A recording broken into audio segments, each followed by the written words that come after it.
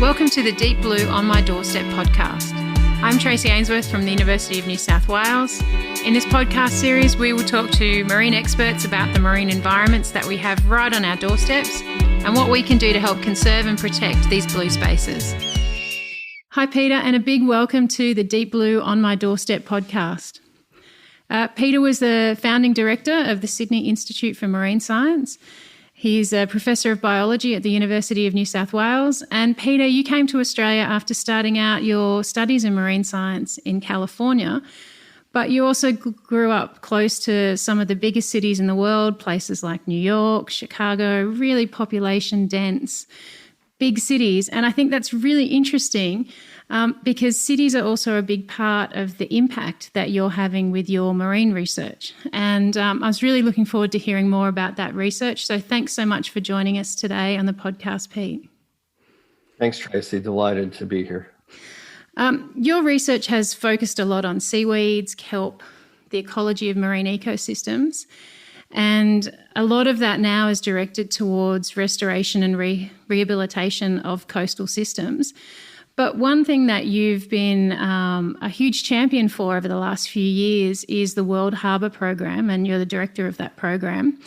And you've been championing the very urgent need to restore our harbours and marine ecosystems. Some of these places are close to the biggest cities in the world. And if there's anywhere in the world that blue places have an impact on so many people, is those blue places next to cities. Can you tell us more about why these harbours are still such an important feature for marine life? Yeah, absolutely, Tracy. So, I guess when people think about the marine environment, they often think about kind of pristine or semi-pristine coral atolls out in the middle of the Pacific. But in fact, where most people see the marine environment is in their backyards. And increasingly, backyards for people are in cities.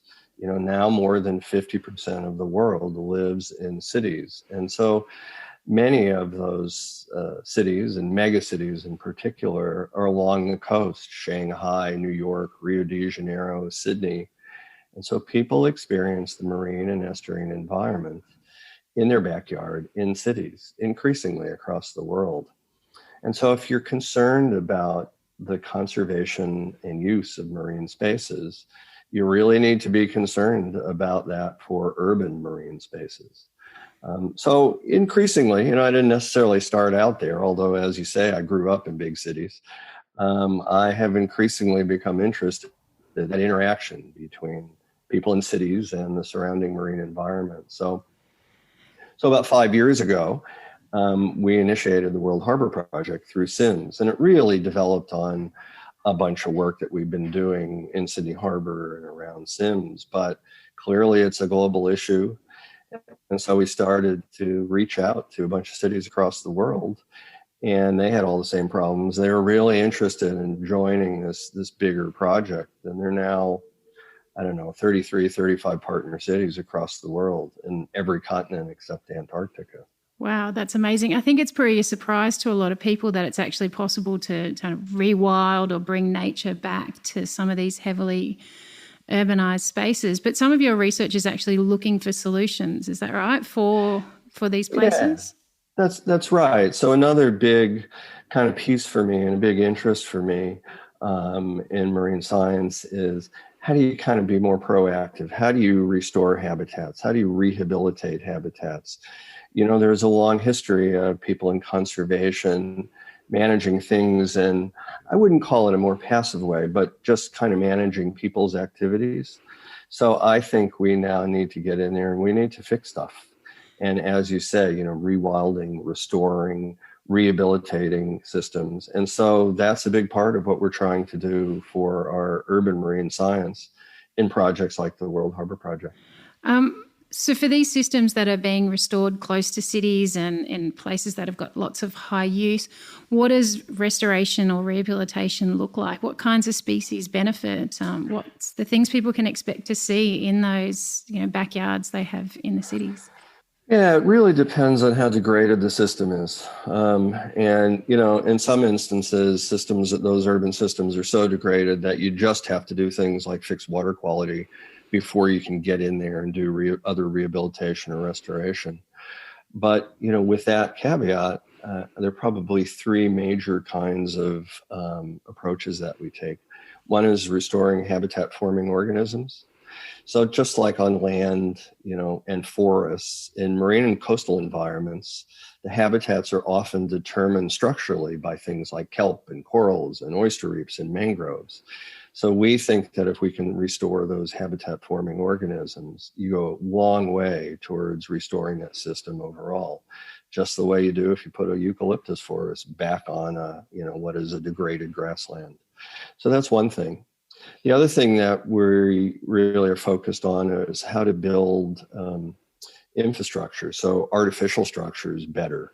So there's no way that you get away from all the urban sprawl, as we call it, that includes urban marine sprawl. So we build seawalls and we build jetties and coastal development and cooling systems, all this stuff that we put in the water. So how can you build that in a way that enhances biodiversity, enhances ecosystem function, encourages colonization of different kinds of critters? And then the third is a way of using organisms to do things like rehabilitate sediments, that are contaminated by different kinds of pollutants and the like. So we think that all three of those approaches are suitable for urban marine environments, and we do all three. We restore kelp, we restore oyster beds, we build more biodiverse seawalls, we try and use snails and shellfish to rehabilitate marine sediments. How long can it take from starting these kind of programs? Some of these cities have had, and harbours have had, human impacts really embedded in those places for a really long time. So as you start to implement these different solutions, how long can it take before people will start to see different communities, organisms they haven't ever seen before? So it's an issue of scale, really. So and both over time and over space. So you can do small scale things in terms of space, pretty quickly in a matter of years. But the changes in those urban habitats, happened over decades, if not centuries. And so to restore them to a more ecologically functioning and a system that has greater biodiversity also takes years, decades, hopefully not centuries. But, our experience with some of our key projects, like Operation Crayweed, after 7 or 8 years, we're now getting, substantial return at the hectare scale of kelp systems. Living Seawalls project, we're scaling up from tens to hundreds of meters of seawalls now after 5 or 6 years of that program. So it takes time, and it takes things to recolonize and rebuild. In the time frame that it's taken to cause that degradation, though, being able to talk about recovery within something like 5 years is quite amazing, really, to think that you can actually make a difference and scale up that quickly after so long of having change and degradation happening. Yeah, that's right. And I think it's really encouraging, and I think it reflects a worldwide trend. I mean, there are now a bunch of, restoration, rehabilitation projects in the general sense that are starting to address the problem at scale. And so, there's a long history of doing the science in some of these projects. But now as people finally turn their attention to, all right, let's get out there and try and fix stuff for real now. You're right. It's scaling up relatively rapidly. It's also, just to add one comment, it's also a change in perspective. I think there are a bunch of scientists who've been involved in that work who are now really ready to push fixing things, trying to do things at a real world scale. And it's a little bit of a mind shift for a lot of people, including me. That change in scale is a really important one because it means so many people can see what's happening. So in places like Sydney, right here, where you've been working for such a long time, what are some of the solutions that people can go out and see now? Probably our two most substantial programs are Operation Crayweed, as I mentioned. before. So along the coast of Sydney, about 70 kilometers of a major habitat forming kelp, big brown seaweed, disappeared in the 70s and 80s, almost certainly because of bad water quality.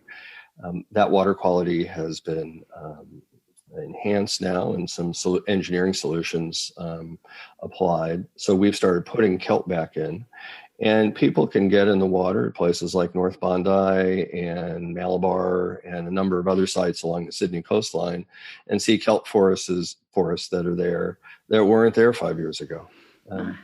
Yeah, which is kind of cool. And so we do a bunch of trying to connect with the community to help them understand that and to expose them to that and encourage people to get in the water and see the transformation of their coasts. That's really interesting, because then that improves people's connection to the marine space, right? They can, if they want to be in there, it's clean, it's beautiful, they can see new things, then that has a flow-on effect that they value it more. Is that right? I hope so. I mean, I think it has seemed to have a big effect. It's not the doom and environmental gloom that you often hear about. It's a positive thing, and you can point to it and people can see it. It's not some concept that people are trying to wrap their heads around. It's a thing. Here's an underwater forest that wasn't there before.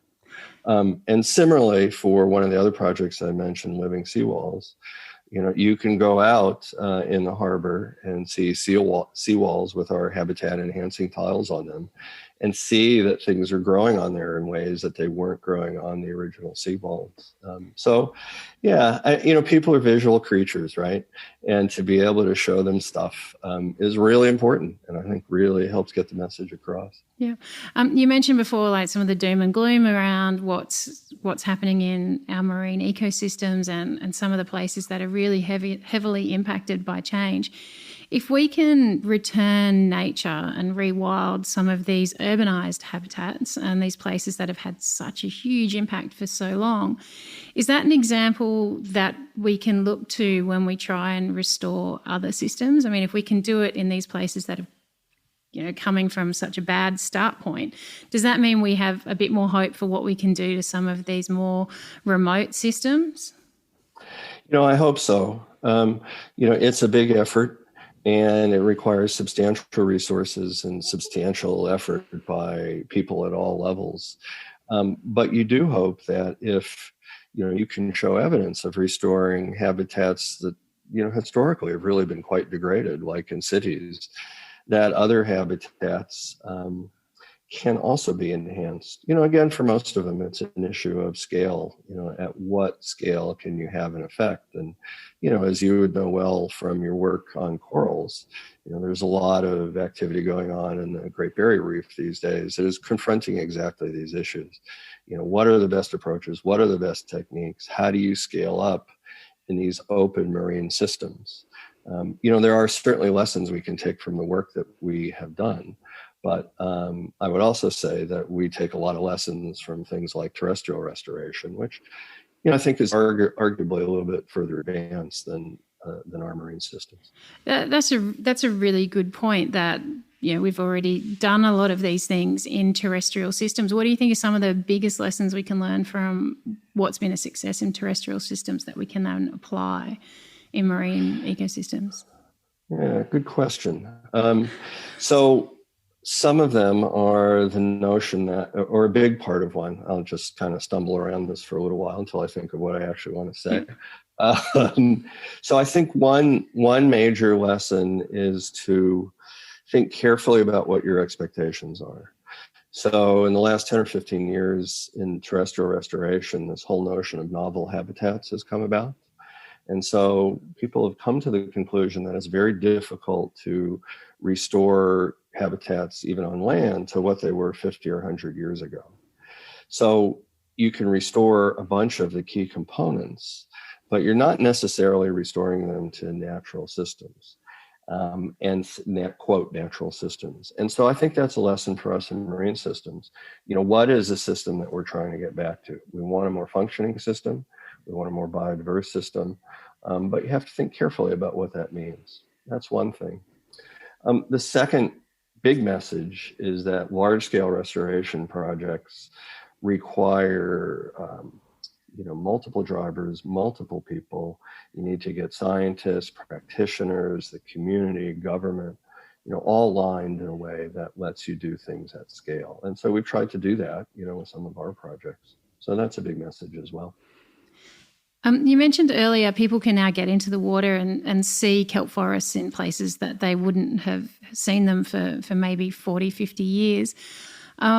People getting into the water and appreciating these places is really important. What else can they do in their day-to-day lives if they're really enthusiastic about seeing this rewilding and return to nature happening? What else can they do? I think a really key component is for them to make use of the resources that are available to learn more about their local marine environment. One of the things that we learned when we first started doing some of the kelp projects is that half the people we interviewed in structured surveys that we did thought the dominant organisms under the water on Sydney's coast were coral reefs, right? And it's just not correct. It's kelp forests and other things. And so I think, I think information and awareness is a really good thing. So just learn more about the marine environment. The second thing is if you've taken that stuff and you are concerned and you do understand, do all the things that active citizens do. Get involved with talking to the government and communicating with the government to, try and convince them that these are important things to do. Be active in the local community, either through community groups or even helping with the science. We certainly have had community groups helping us plant our kelp forests, and we have volunteers that put living seawalls on the shoreline, and lots of other activities. So there are lots of ways to get involved, and also lots of ways to become aware of our local environment. Nice. Your background is also marine biotechnology, which probably a lot of people haven't heard a lot about. Can you give them a quick introduction to what marine biotechnology is? Sure. It's just biotechnology using marine organisms. So biotechnology is using living critters or the products of living critters to achieve technological aims. So, probably the easiest entry point or the most common entry point into that is, making pharmaceuticals through the products of living organisms. So aspirin originally came from a tree, and there are lots of other examples like that. And so drugs from the sea was a big thing for many years. Can we find unusual compounds from marine organisms that can solve various kinds of diseases or other medical challenges? So the thing that we did was along those lines. We found a compound from a seaweed that we had studied for a long time. And that seaweed used those compounds to prevent colonization of its surface, because that's bad. But it turns out that it does it in a very specific way. So it has evolved this compound that interferes with bacterial communication. So bacteria talk to one another. And just like a nervous system, you can use a drug to interfere with that communication. And so we had a whole class of novel antibacterials that we discovered from the seaweed. And have we learned from that in terms of how we understand microbial communication between microbes and plants? Has that helped change how we understand that system more broadly? Yeah, in a big way. So, when we first started doing this now, 25 years ago, we knew very little about that whole system. And the whole notion that something as simple as a bacterium could talk to its colleagues, in this case by chemical signals, was a very unusual and very controversial idea. But it also turns out it's incredibly widespread and incredibly important for the way that bacteria go about their business. And, the way to think about it is if you're a bacteria and you're trying to colonize a surface, or you're trying to infect a host because you're a pathogen, if there's just one of you doing your own thing, it's not going to have much effect But if there are a million of you and you can all communicate with each other and you can coordinate your activities, it becomes way more effective. So that's really appears to be why bacteria have evolved these communication systems. And they're active in agricultural systems and in human pathogens and in the way and in symbiosis between bacteria and higher organisms. So it is potentially a whole other approach to controlling bacteria without necessarily killing them, but by controlling the way that they communicate with each other. So a lot of your research is really about the building blocks of how organisms interact with each other. And that gives you a really interesting lens to see all the way from those building blocks up to how marine ecosystems function and what's happening in those systems as they degrade or as we rebuild them. Do you think that's given you a particular insight as well into some of the challenges of restoring habitats in degraded places? I think so. I do view ecosystems as a collection of interacting species. And I guess that's at the basis, I think, of the functioning of most ecosystems. And so if you understand how those species are interacting with each other, and of course responding to environmental drivers like temperature and currents and the like, hopefully that leads you to the capacity for solutions, which, as we were discussing earlier, is exactly where I've ended up with a bunch of the rehabilitation work. Yeah. So, Peter, when we go out into these marine spaces, often we see this, like you say, this forest, if it's kelp, this underwater forest, or these huge systems with so many different pieces of the puzzle. And you go out and you see right down to the chemical signals that cause those pieces of the puzzle to fit together. What do you think about that? What do you think about the lens that we see how ecosystems function or how marine systems work through? Yeah, so I am interested in species interactions because I think that is a big part of it. Who's eating whom, who's competing with whom, who's infecting whom. And I guess the overall lens is very much a kind of quite an engineering perspective, but there are a bunch of interacting pieces, and the things that they do are the drivers then that result in that overall system.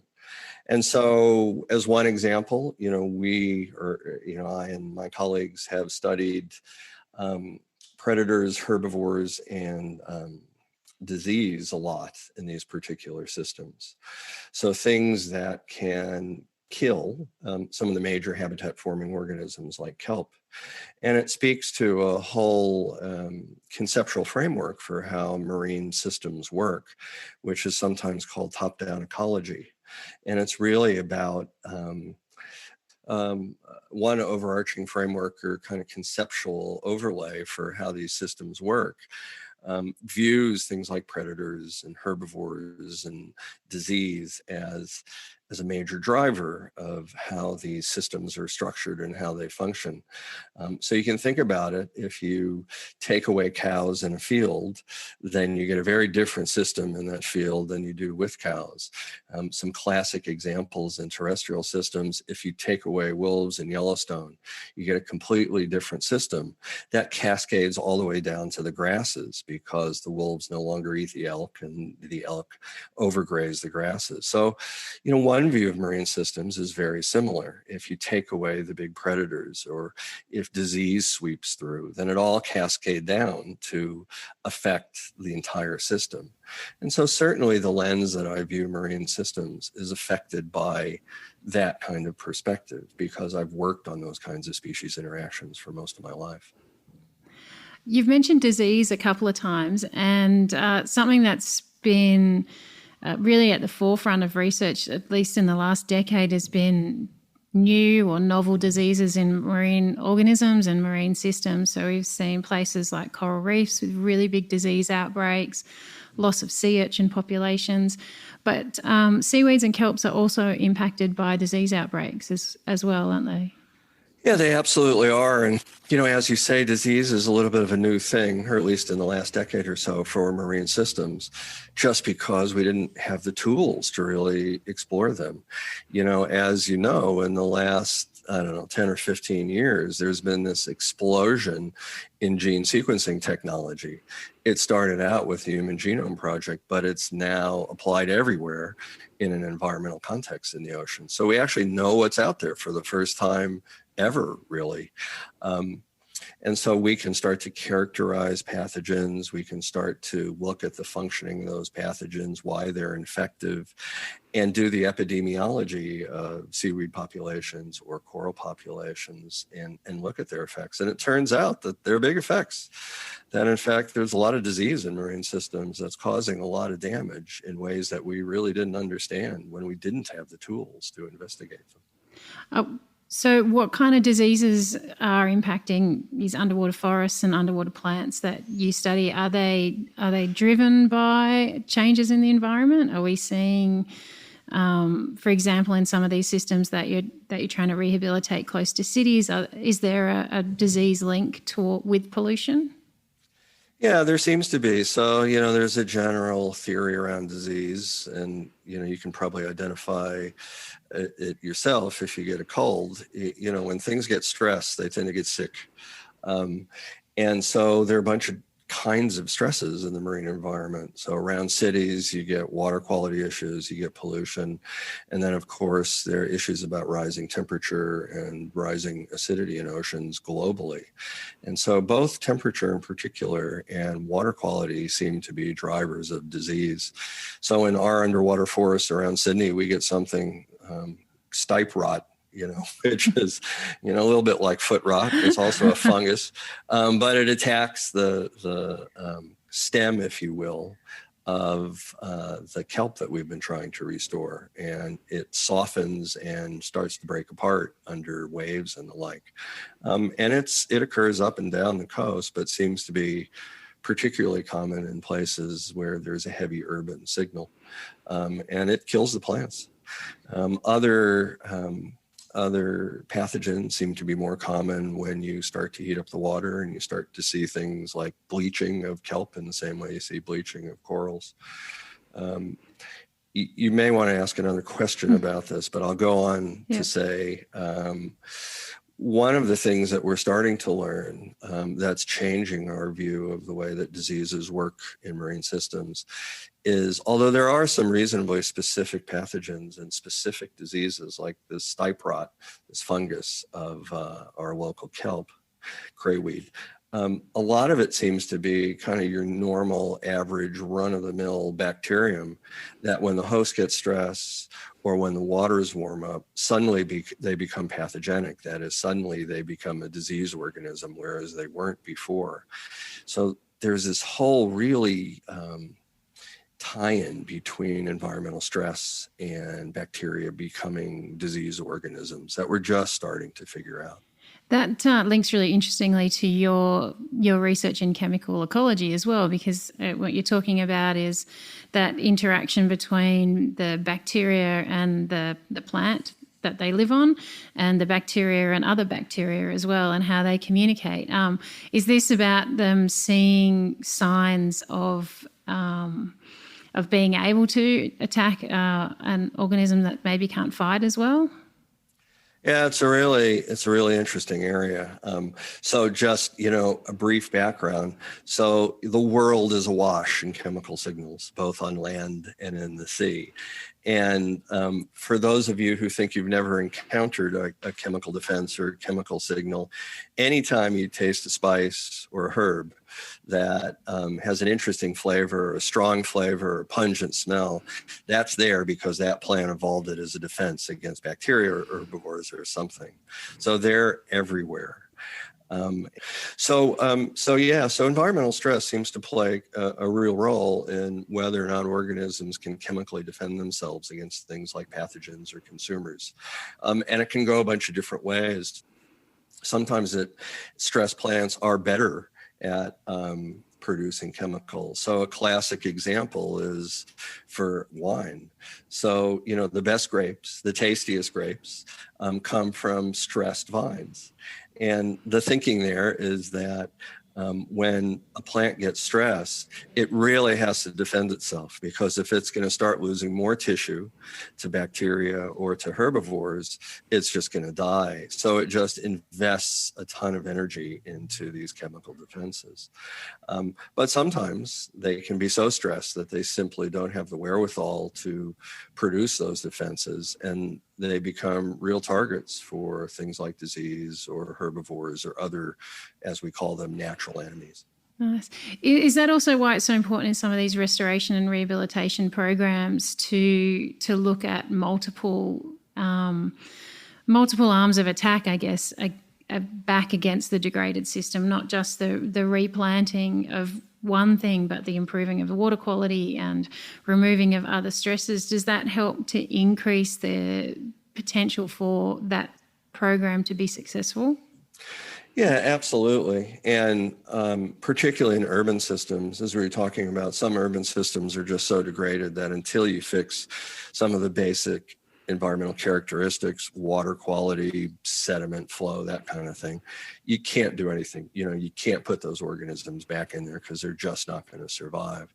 And then you also, once you do start to put things back in, you have to manage harvesting, and you have to manage people interacting with those systems, and that's a whole nother piece as well. So yeah, absolutely. There are multiple approaches to restoring these systems along our coasts or out in the open ocean.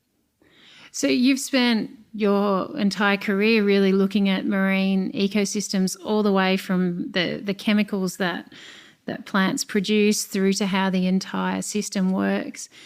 Coming back to you, is there a particular place that really influenced you to start this lifelong dedication to studying marine systems? So I've thought about this question before, and there are probably 3 signature moments that kind of helped me end up where I am.